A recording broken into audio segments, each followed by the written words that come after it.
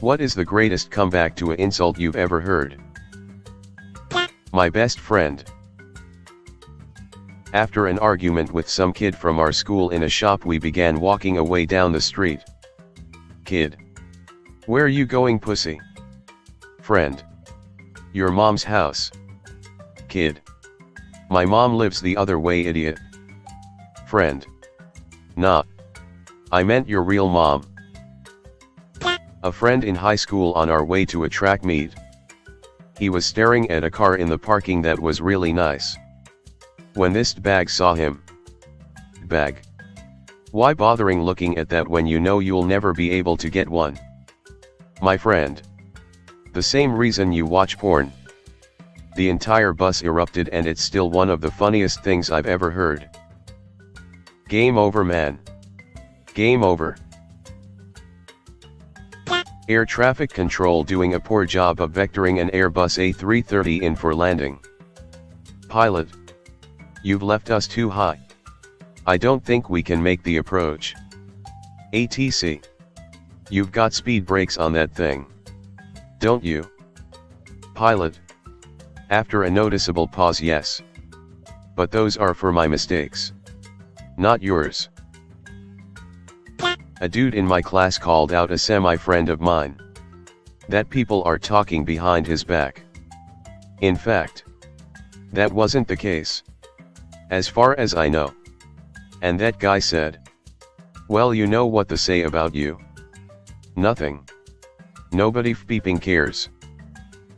I'm just impressed that you're friends with a semi. Autobots. Roll out.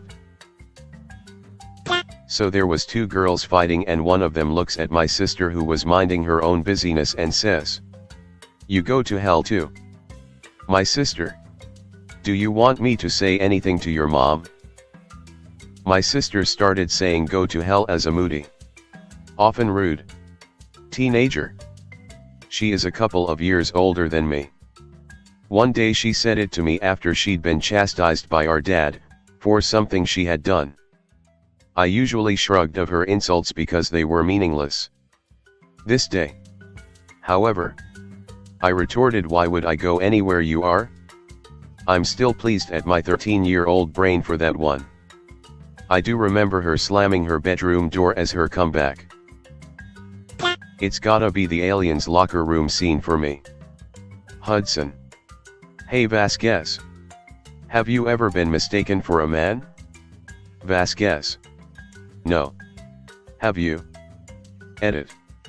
Brain derped with the film title. English class in middle school. Kid A.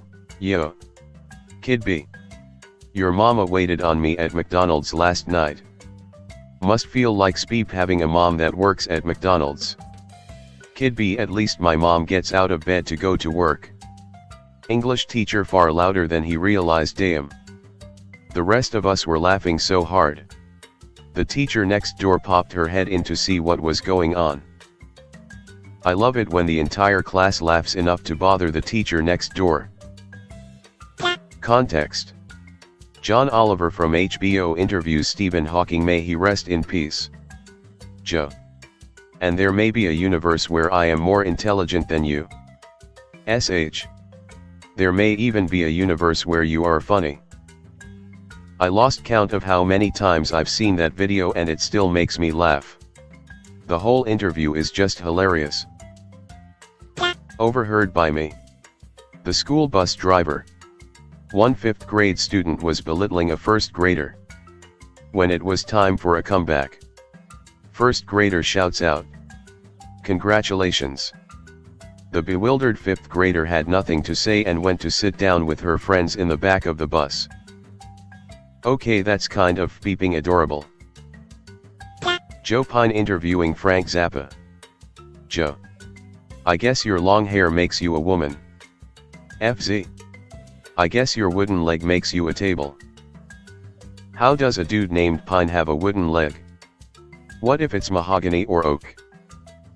Ha ha ha, I didn't even think about that. Good stuff. Many.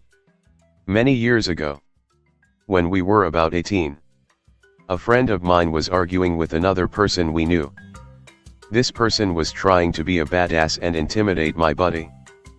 He says me feet are registered. Without missing a beat, my friend replies, where? Health and sanitation. 40 years later I still crack up at this when it comes to mind. What does my feet are registered mean? He meant that he was an expert martial artist who had to register with law enforcement because his feet were lethal. In reality, they were.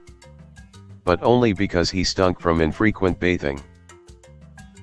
A guy makes fun of his bald friend by rubbing his head and saying, "Wow, your head is as smooth as my wife's bottom." The friend also rubs his head and says, "Wow, you're right." That had to hurt. I asked my mother why she always wears makeup despite being in her 40s. She told me she wears makeup so she doesn't look like me. Edit. I was 9. Savage.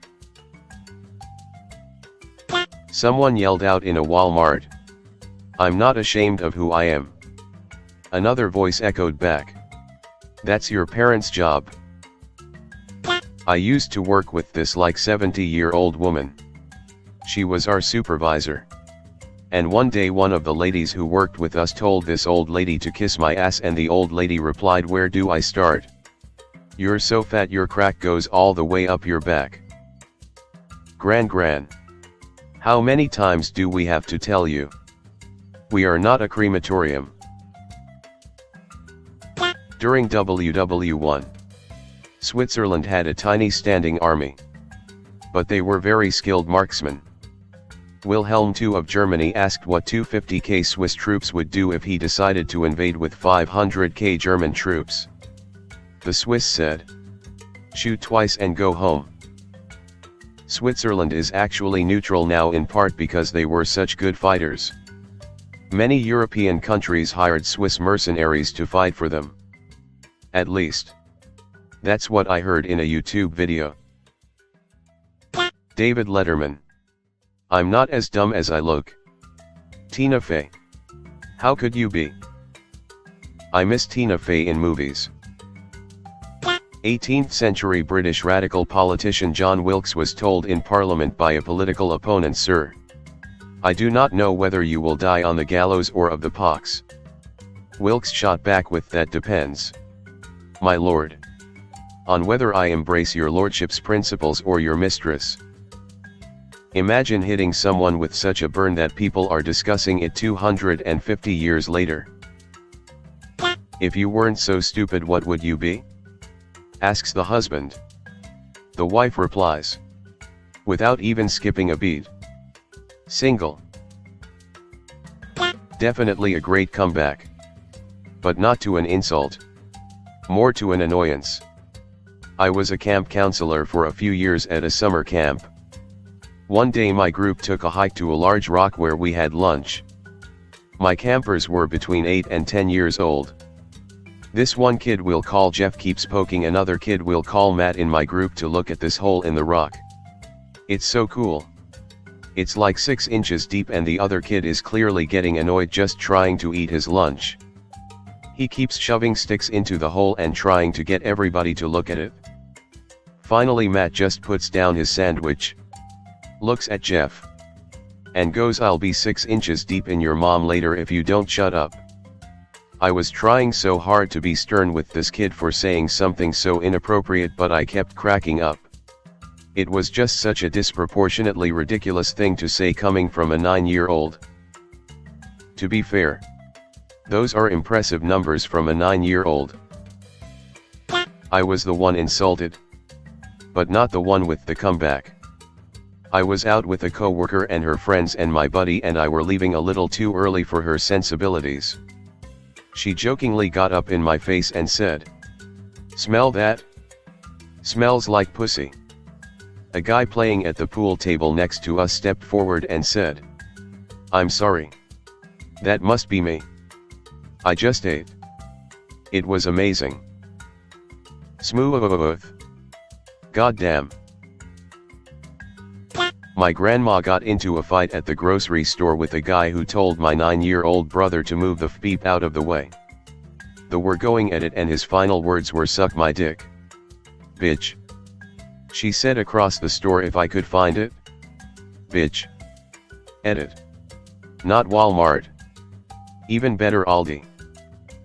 Grandma don't play. There's a story about Margot Asquith, a British socialite and author, meeting Jean Harlow and correcting Harlow's mispronunciation of her first name. No. The T is silent. As in Harlow. There's a story about Margot Asquith, a British socialite and author, meeting Jean Harlow and correcting Harlow's mispronunciation of her first name. No. The T is silent. As in Harlow. Same era, I guess. Roughly. An actor and a writer who hated each other were meeting some executive and waiting in his office together. Cold silence between them. Till the writer said, "Your face has deep lines." "Your writing doesn't," was the instant reply. Chelsea Handler told Russell Brand, "The way you are looking at me makes me wants to cover my vagina." He replied, "Ma'am, if I had a rubber glove, I'd do it for you." Crowd burst into laughter and she even acknowledged that was good. Chelsea Handler was doing a difficult interview with Kevin Spacey, so she offered him a Vicodin. He answered, "Do you have any left?"